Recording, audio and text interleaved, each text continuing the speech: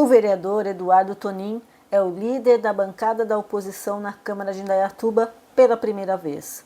Como primeiro suplente do Podemos, ele, que é engenheiro civil, assumiu uma cadeira no Legislativo Municipal em março de 2023, quando o ex-vereador Ricardo França deixou a Câmara por ter sido eleito deputado estadual. Também pelo Podemos, do Tonin, como é conhecido, foi eleito vereador nas eleições de outubro de 2024. Em entrevista ao Drops, ele falou sobre a sua proposta de trabalho nessa legislatura, que vai até 2028. A oposição, ela tenta fazer um equilíbrio e que realmente faz a fiscalização da aplicação dos recursos por parte do Executivo. Então, a gente, como uma bancada independente, a gente tem como ir afinco e fiscalizar, inclusive eu, por ser engenheiro, as obras da administração pública. E foi o que eu fiz na antiga legislatura. Eu fiz principalmente a obra do Teatro Municipal, que foi uma obra realizada pela Winter Garden, uma empresa que tinha contratos vultuosos com a administração pública. Ela fez o elevado lá no Tancredo Neves, fez o Complexo Educacional Veneza e estava fazendo a obra do teatro. E a obra eu vim acompanhando desde o início. Eu vi que houve falha no projeto, um projeto que custou, só o projeto do teatro custou mais de R$900 mil para a prefeitura. Então, e veio com falhas nesse projeto. Eu estive lá conversando com o mestre de obra e o engenheiro, e eles apontaram esse problema do projeto e que isso iria gerar aditivo. Fora isso, depois a gente veio a ter conhecimento, inclusive aparecem denúncias de diversas formas aqui no meu gabinete, e chegou uma denúncia de que a empresa que tinha vencido, a Wintergarden, tinha apresentado documentos falsos na licitação. E aí nós fomos, a primeira coisa que a gente faz é apurar, pedir informações, a gente veio apurar, viu que já havia uma denúncia no Ministério Público e realmente que foi comprovada, e a obra foi paralisada. Então, prejuízo para a população, prejuízo para os cofres públicos. Então a gente vem acompanhando esse tipo de coisa e também a nossa atuação aqui, a gente tem um modelo de trabalho que a gente fica procurando as pessoas e entrando em contato com as pessoas nas ruas e também através das redes sociais. Então agora mesmo a gente está no início do mandato, a gente está começando a fazer um contato com as pessoas pedindo sugestões e também coletando as reclamações, para a gente poder também fazer indicação ao Poder Executivo, no caso o novo prefeito, para poder realmente propor ações de melhorias e propor projetos de lei também. Qual a expectativa em relação ao relacionamento da bancada da oposição com o novo governo? Então, o antigo governo, a gente tinha uma dificuldade tremenda de ter informações, inclusive. A gente fazia ofício que não era respondido, até simples informações que por lei deveriam estar no site da transparência da prefeitura, a gente não tinha. E a gente fazia, inclusive, requerimento, que é um documento mais forte, a gente tentava aprovar em plenário, mas como a gente é minoria, a gente não tinha essas informações. Então a gente precisava, tentava acionar o judiciário para poder obter essas informações. Então o relacionamento era muito ruim. E o que a gente quer é a transparência. O próprio atual prefeito disse que vai ter um canal melhor de comunicação, que vai ter uma melhor transparência, e a gente espera isso dele, a gente está dando um voto de confiança. Então, antes de eu fazer qualquer tipo de crítica, antes eu procuro saber a informação se ela é verídica, de pesquisar, me inteirar e ter as informações concretas para daí eu me posicionar. Então, de uma forma independente e idôneo, e como que eu posso dizer, buscando a verdade e a transparência, eu vou trazer essas informações e espero e acredito que teremos aí um canal de comunicação melhor com a atual gestão. E qual é a proposta de trabalho da oposição na Câmara, nessa legislatura? O que vocês pretendem apresentar para o benefício da população? Então, a gente está fazendo um trabalho de coleta de informações e sugestões. A gente vê que tem um projeto que foi apresentado pelo nosso pré-candidato e candidato Bruno Ganem em relação à melhoria da mobilidade urbana, que é uma melhoria no trânsito em geral. Já tem uma lei que cria esse departamento, porém não foi criado. E o atual prefeito também prometeu no seu plano de governo, está dizendo que vai criar um departamento. Nós precisamos urgentemente de um departamento técnico, pessoas técnicas, por exemplo. Eu sou engenheiro, mas eu tive na faculdade uma matéria mais básica de trânsito.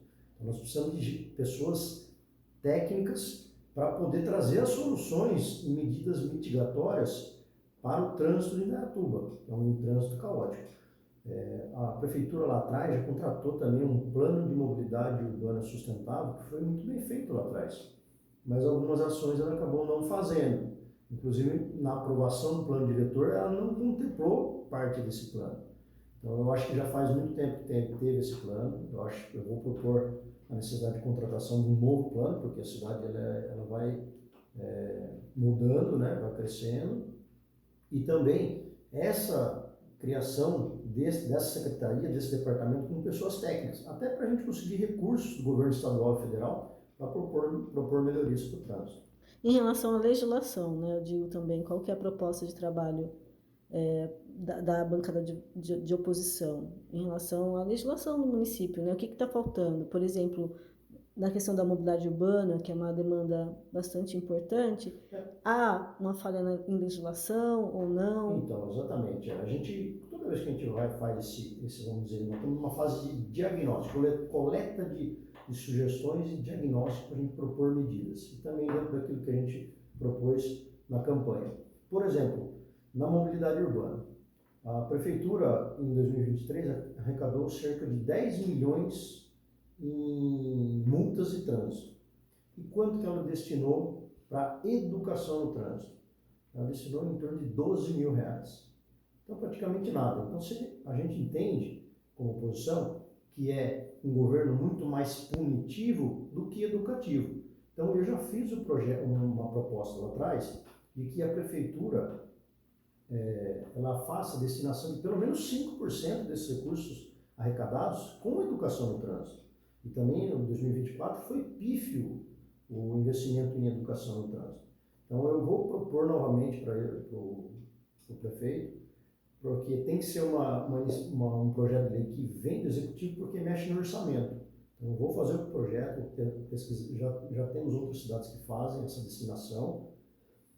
E, por exemplo, teve a cidade de Marília agora, inclusive, que o prefeito assumiu e foi lá e acabou com o que ele chamou de indústria da multa e falou, não, a gente tem que investir em educação no trânsito, para conscientização, para gerar menos problema. É lógico que acidente sempre vai ter.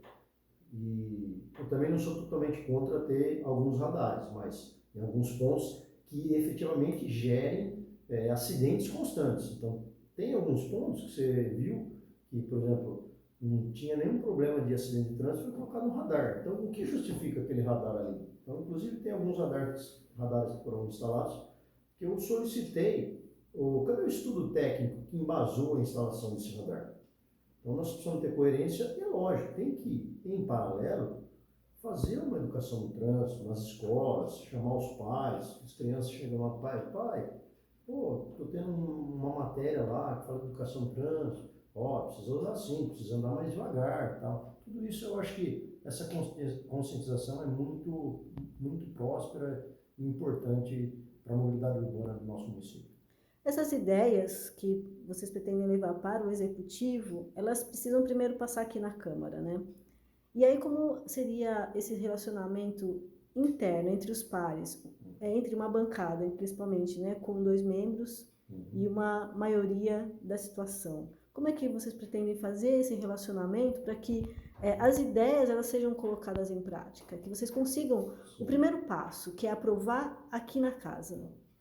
Então, em relação ao nosso relacionamento entre vereadores, tanto de situação quanto de oposição, nós temos vamos dizer, um respeito mútuo aí. Então, se o projeto ele é favorável para o município como um todo, os outros vereadores a gente conversa um a um, fala sobre o projeto, explica, coloca os benefícios que o projeto vai ter, e aí eles também apoiam esses projetos. Tanto é que eu tive o projeto meu aprovado. Então, assim, pensando na cidade, todo mundo convergem, entendeu? Então é lógico que a gente tem que conversar, às vezes até o meu projeto pode ser emendado, pode ter alguma sugestão de um vereador de situação, não vejo problema nenhum. A gente está focando em querer melhorias para Indaiatuba. Então, o senhor não vê entraves em relação a esse relacionamento interno entre os pares na Câmara e também com o novo presidente?